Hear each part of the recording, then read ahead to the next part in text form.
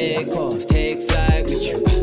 For we never fly, but we're flying. This is episode number 247.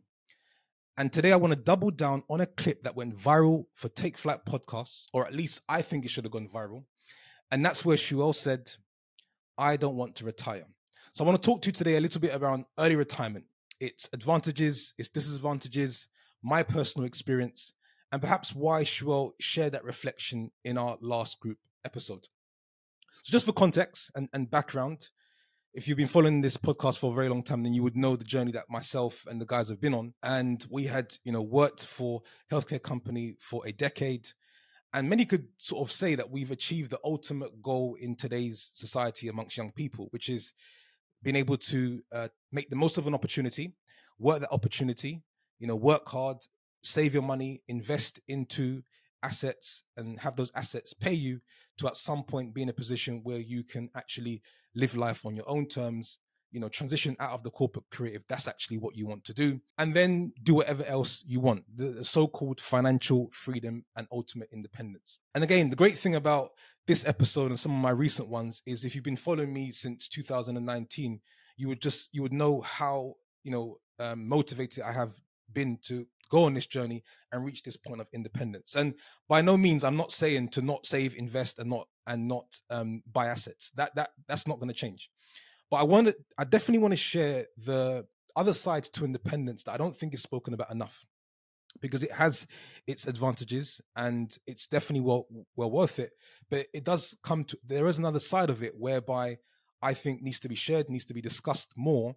And you might then get a better understanding as to why ᴠɪᴇᴡs, for example, said he doesn't want to retire. So just in terms from a timeline standpoint, I left my corporate career at the back end of 2023, and I was officially no longer an employee as of 2024. So I'm on my own. And granted, I've earned it. I've earned the right to do what I want, because I've call it sacrificed. I've delayed my gratification. I've invested in assets when I could have used that money to spend on my own lifestyle.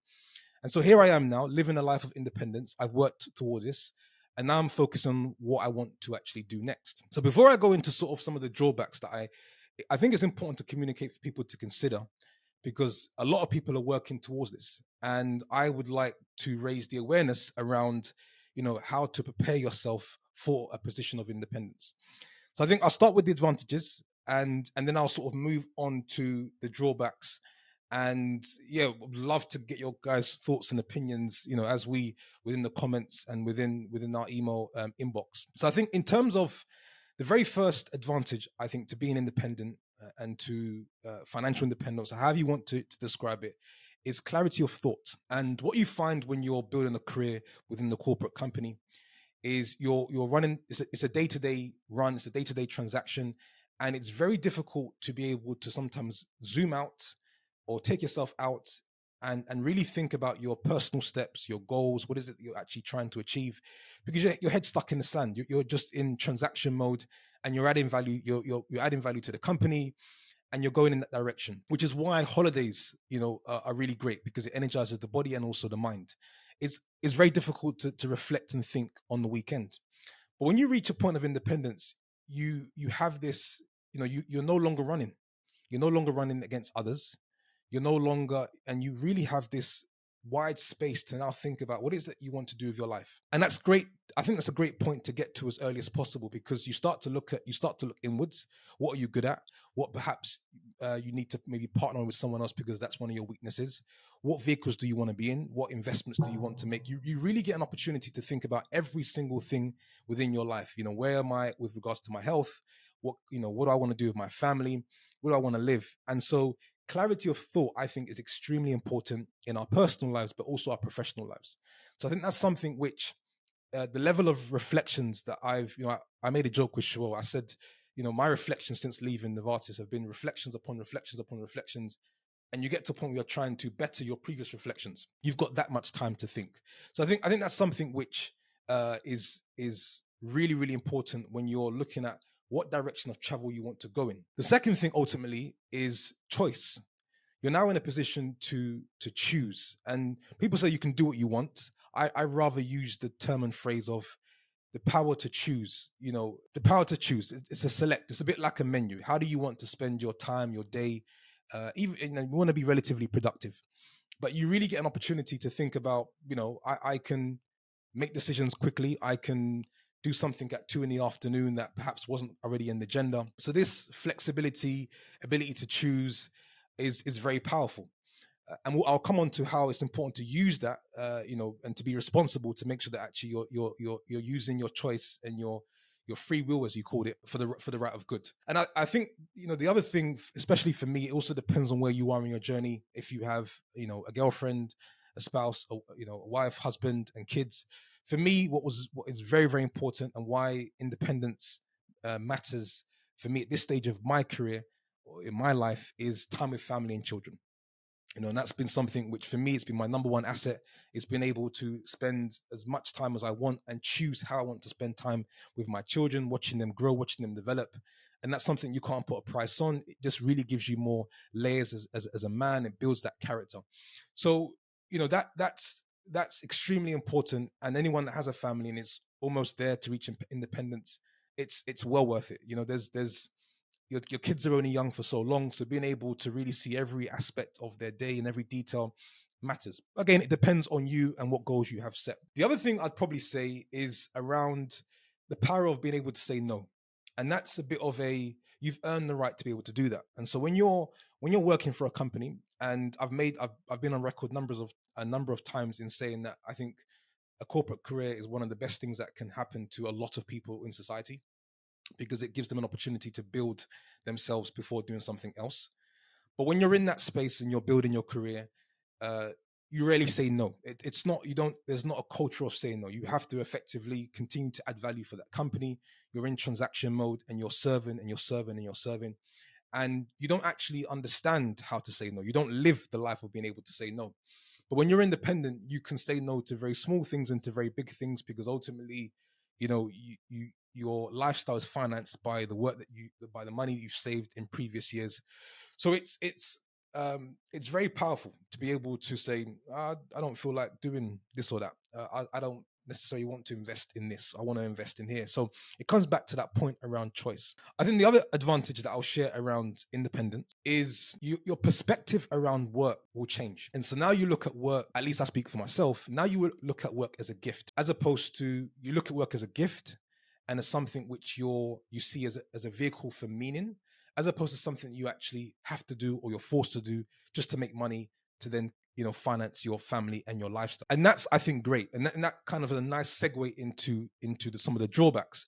But I think it's how society today and young people today look at work is very, very important, because it can be the difference between whether you succeed or fail. And they say, independence helps you get to a point whereby you don't, whatever you're working on does not feel like work. And when you've reached that point, then you're really at a point of success in terms of general life. So I think it's hard to look at work if you're in a company now where you're not necessarily enjoying what you're doing or enjoying the role, but the company's great and you're in a bit of a frustrating period. It's hard for you to look at work as a gift. It's hard for you to look at work as something which is meaningful. But as you continue along your journey and perhaps you eventually get to independence, you look at work very differently, and you actually have a different level of respect and perspective for companies that are building, corporates, small businesses, and enterprises. And you've got this macro view, which I think is a lot more heightened and I think a lot more mature. Now, when it comes to the drawbacks, the number one drawback for being independent, if you're not careful, and it also depends on how you want to use your time, right? There's different cases and different scenarios.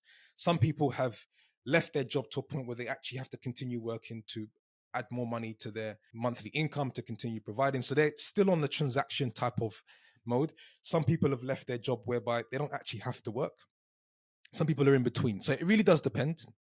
But I'll say, generally speaking, from what I've experienced, one of the major drawbacks is, if you think about it, in my position, you was working within a high-paced, intense corporate environment amongst executives and aspiring senior managers and leaders, and you was used to a particular pace of working. Whether you liked it or not is a different story. Whether you're in the right role or not is a different story. But the pace at which you're used to is a lot faster. When you become independent, you get to realize all those benefits that I've just mentioned, but your growth is likely to stagnate. And so if you're not growing, you're falling behind. And that is where sometimes you can find a real frustration when you're independent and you have a lot of time, because you go from being in a space where you was consumed, by work, by adding value. If you love the company you work for, then even better, to now being in a space whereby it's very difficult to fill your day up because that was actually done for you. And now you're trying to find ways to, give yourself perhaps a 9 to 5 in the way that you want to do it, but you find it's very, very, very difficult to do that. So there's two things that happen that you need to be mindful of as that can be major drawbacks. One is your growth will stagnate because you're no longer in a high growth environment. And two, whatever, more than likely you're going to be at home office, around the family, figuring out your next plays.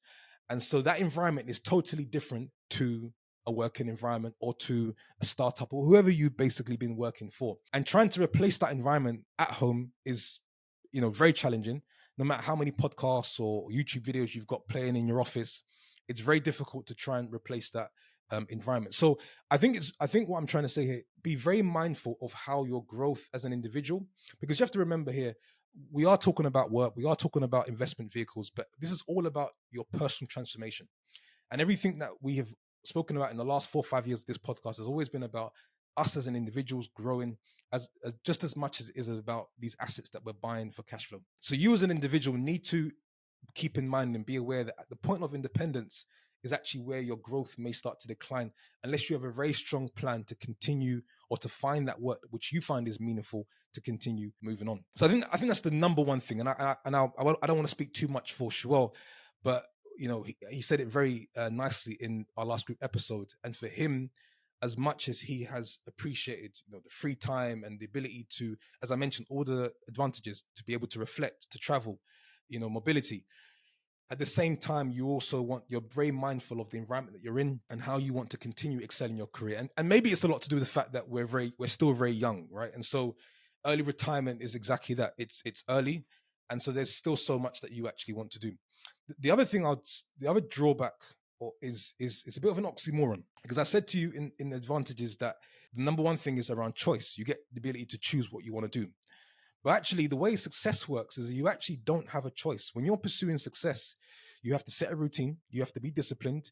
So you actually control or limit or completely remove your ability to exercise your free will, because you've put yourself within a particular framework in which you have to work for to be successful. So that's something which is you're wrestling with, because you can do whatever you want, but you know that doing whatever you want is not necessarily going to bring you the results that you desire over the long term. So whilst people say, I don't want to work for anyone, you end up working for yourself. Okay, there's a difference, but you actually have to put yourself under discipline, under routine, under a particular structure to get to the next level of success or whatever that you're actually working for. So I'm not telling you what to do. I just want to share my personal experience and perspective and, tag on the line that ᴠɪᴇᴡs mentioned and invite you to consider life as you're pursuing your independence. And then when you actually get there, just remember, Pabilo said that these couple of things are going to happen, right? I'd even go as far as saying that it's actually, I've spoken to a number of different investors and I've had mentors in the past where it's very common to be depressed once you're in a space of independence, because you got this money coming in and you don't have to work for it. You've earned it and you're enjoying the fruits of your labor, but then you don't scratch where you don't itch. And so you realize actually I feel like I should be doing more with my life and me as an individual. And that sometimes can be quite difficult. You can be bored, right? So managing boredom and managing a sort of a state of depression, if you like, or it's not depression, but it's a suppressed state of being. These are the things you have to watch out for. And what I do, I didn't think about sharing this, but I'll share this actually, I'll share it towards the end, which is ways you can actually combat some of these things. The other thing that I'll say, the last drawback that I'll say is you're going to find, although whilst the pursuit to get to independence is actually about monthly cash flow and ensuring that there's enough financials to support your lifestyle, is when you get to be an independent and you think about the opportunity and the time you've got to think and reflect, you realize that this journey that we're on is really not about the money. And it's really about you as an individual and what you can actually do. And that's why you have to take into consideration that number one drawback of growth being stagnated, because very quickly, it's the money the money you are working to continue to add value. You're working for assets, you're working to potentially build businesses, etc., which creates money.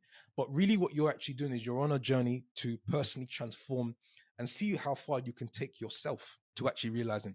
And so because that's actually what you're going to find out, very quickly you're going to realize, okay, I need to be in work. I need to be doing something that continues to see me grow. So yeah, so those were some of the, advantages of what you can look forward to when you eventually become independent, whenever that is.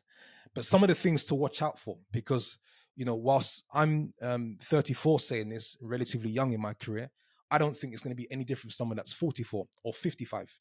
And even if you're in your 60s, I still think that you want to, at those stages, find meaningful work. You appreciate work in a different way, and you want to continue growing in some way. I mean, it depends on individual, but that's something that you personally may experience. So that's it. The other thing I also just wanted to share very quickly, it's just come to mind now, is someone listening to this may be on the verge of independence, and they may be leaving a corporate career to then become, work on their own business and things of that nature. Or they could be in our position, which is they have a property portfolio, which by nature is quite passive, and it's just more something that you oversee as opposed to actually something on a day-to-day. I think a couple of things to sort of you can implement that can actually help to curb some of the drawbacks that I've mentioned. The one thing is, when you leave, develop a group of people that you're in touch with, almost like your own personal mastermind. So not people that you're teaching, but people that actually are perhaps in a similar journey as yourself, and you're just sharing ideas and sharing reflections and keeping yourself accountable. I think going alone, whatever you may do, I think is you're setting yourself up for a very, very challenging road ahead.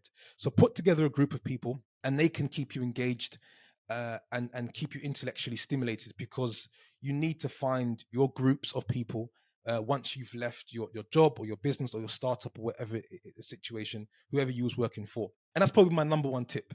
So I hope that some of these reflections have helped. When Shuel mentioned that point on the podcast, it resonated with me extremely well, because I tried early retirement and I lasted 3 months, to be quite frank. So I needed to be in something, and I realized, for me personally, is I and this is perhaps how I want to end and share with you. I think what it's about, this journey that we're on, is about finding habits, investment vehicles, work that you can never retire from. And I think everyone is actually, whether they know it or not, is searching for that space. And so when someone's frustrated at a 9-to-5 job, it's the fact that they haven't quite found the work that is meaningful enough to them. And that's not their life's work. And this is the biggest challenge that we all find. And so if you can develop habits that would still serve you well when you're 65 and 70, then you're off to a great start. If you can identify business models and investment vehicles whereby, even at the age of 70, I can still be doing this. For example, public speaking. There's never an expiry date on that. I think you're setting yourself up for an incredible life and career, because the ultimate goal, the ultimate aim, and this is a reflection that's come from being independent, is to pick things, vehicles, assets that you can continue playing forever, and something that you actually can see yourself playing forever. And I think being able to maintain a high standard of success over a long period of time, I think actually is what success is all about, as opposed to how much money an individual makes, because ultimately that's just a numbers game. Yes, you're keeping score, but how long can you play this game for? And so that's where, I hope some of these nuggets, insights can resonate with you. And yeah, it helps to double down on what Shuel said. And he really means it. He has no intentions of retiring. Neither do I. And I think if you're young, ambitious, if you are a high performer in what you do, don't look to retire. Find meaningful work. It's a gift. Play the game forever, and add as much value as possible in the marketplace. Take off, take flight with you. Yeah, for we never fly, but